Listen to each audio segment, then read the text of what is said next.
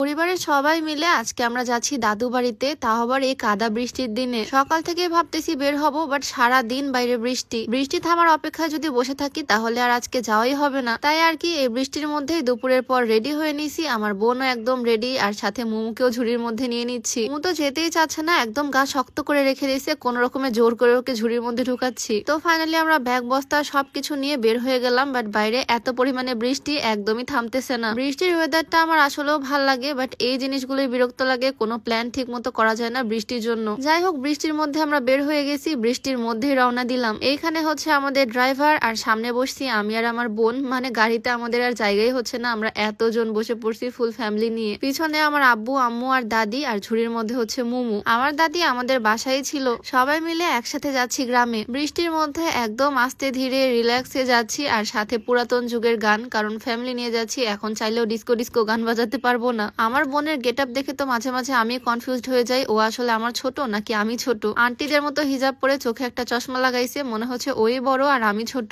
এই বৃষ্টির মধ্যে এত সুন্দর ওয়েদারে আমার বোন তো একদম আমার কোলের মধ্যেই ঘুমায় পড়ছে। দাদু বাড়ি পৌঁছাতে সময় লাগে প্রায় 1-1.5 ঘন্টার মতো, বাট বৃষ্টির কারণে খুবই আস্তে চালাচ্ছে। 2 ঘন্টা প্লাস লাগবে আমাদের যেতে। দাদু বাড়িতে তো এখন কেউ নাই, আমরা গিয়ে দেন রান্না বান্না করে তারপর খেতে হবে। ততক্ষণ পর্যন্ত না খেয়ে থাকা আর সম্ভব না, তাই বাজারে একটা হোটেলে থামলাম, এখানে খাওয়া দাওয়া করে নিচ্ছি। আমি তো ভাত গরুর মাংস খাচ্ছি, এদিকে আম্মু রুটি অর্ডার করছে, আর রুটির সাইজ দেখে তো আমরা হাসতে হাসতে শেষ। একটা রুটি 3টা রুটির সমান। এই বৃষ্টি বাদলের দিনে কত সুন্দর সাজুগুজু করে গেট আপ নিয়ে বের হয়েছিলাম। এত সুন্দর বোরখাটা বৃষ্টির দিনে পরাই আমার ভুল। বোরখাটা তোমাদেরকে একটু সুন্দর করে দেখাই। এটা খুবই ফ্যান্সি একটা আবায়া, পার্টি ওয়ারের জন্য একদম বেস্ট। উপরেরটা হচ্ছে অর্গানজা ফেব্রিক্স এর, হাতাটাও খুবই গর্জিয়াস, পুরাটা স্টোন ওয়ার্ক করা। আয়রন করে পরলে আরো বেশি সুন্দর লাগতো। বোরখার ইনারটাও কিন্তু খুবই সফট, সাথে হিজাবটাও দারুন, অর্গানজা ফেব্রিক্স এর হিজাব। সাথে আছে একটা বেল্ট। আমি যদিও কোমরে বেল্ট বাঁধি না, তবে তোমরা চাইলে বেল্ট দিয়েও পড়তে পারবা। সুন্দর এই বোরকা সেটটা তোমরা লিয়ানা ফেসবুক পেজ থেকে পেয়ে যাবা, পেজটা আমি ডেসক্রিপশনে মেনশন করে দিব। যাই হোক, বৃষ্টির মধ্যে খাওয়া দাওয়া কমপ্লিট করে আবারও উঠে বসলাম। আর এরা হচ্ছে চাল ভাজা চোর, খাওয়া শেষে সবসময় চাল ভাজা ধনে ভাজা এগুলো চুরি করে নিয়ে আসে হোটেল থেকে। হোটেলে এত টাকা বিল দিয়ে খেয়ে আসি, এটা কিছুই না, তবে চুরি করা এইটুকু চাল ভাজার স্বাদই অন্যরকম। আমরা গাড়িতে বসে চাল ভাজা খাচ্ছি, আর এদিকে আব্বু বাজার সদাই করে নিয়ে চলে আসলো। বাড়িতে গিয়ে এগুলাই রান্না করা হবে। এইদিকে এতক্ষণ ধরে ঝুড়িতে বসে থাকতে থাকতে মোমো তো একদম বোর হয়ে গেছে, দেখো কিভাবে তাকাচ্ছে। তাই মোমোকে একটু বের করলাম, দেখি ওকে একটু সামনে বসিয়ে রাখি, ও সামনে পরিবেশটা দেখবে, বৃষ্টি দেখবে, একটু এনজয় করবে। যাওয়ার সময় তো মোমোকে দেখতে খুবই সুন্দর লাগতেছে, তবে মাটির বাড়িতে 2 দিন থাকলে ওর চেহারা আর দেখার মতো হবে না, একদম ময়লা হয়ে যাবে। মোমোকে সবসময় ঝুড়িতে করে জার্নি করানো হয়, আর আজকে এভাবে বাইরে বের করা হয়েছে। চারিপাশটা দেখে ও খুবই ভয় পাচ্ছে। আমি তো ভাবছিলাম ও এনজয় করবে, বাট খুব ভয় পাচ্ছে, নিজে নেমে যাচ্ছে। আমার মনে হয় ওই ঝুড়ির মধ্যে বেশি কমফোর্টেবল, তাই ওকে ঝুড়িতেই রাখলাম। আর ফাইনালি চলে আসলাম আমাদের গ্রামের রাস্তায়। বৃষ্টি পড়তেছে, তাই হয়তো ঠিকমতো বাহিরের সিনটা বোঝা যাচ্ছে না। আমাদের গ্রামের রাস্তাটা কিন্তু আসলে খুবই সুন্দর। গ্রামে ঢুকতেই মাটির বাড়িগুলো,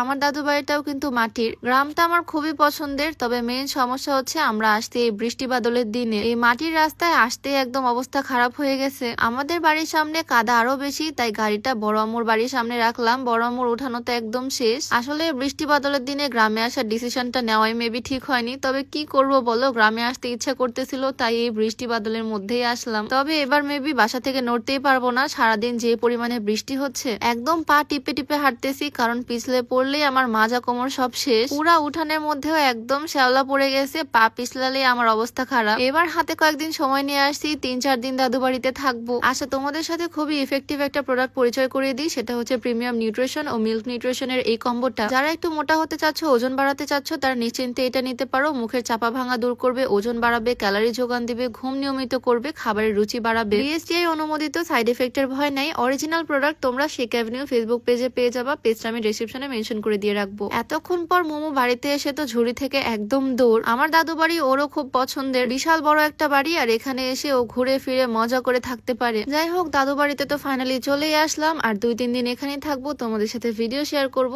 দেখা হয়ে যাবে নেক্সট ভিডিওতে। সবাইকে আল্লাহ হাফিজ।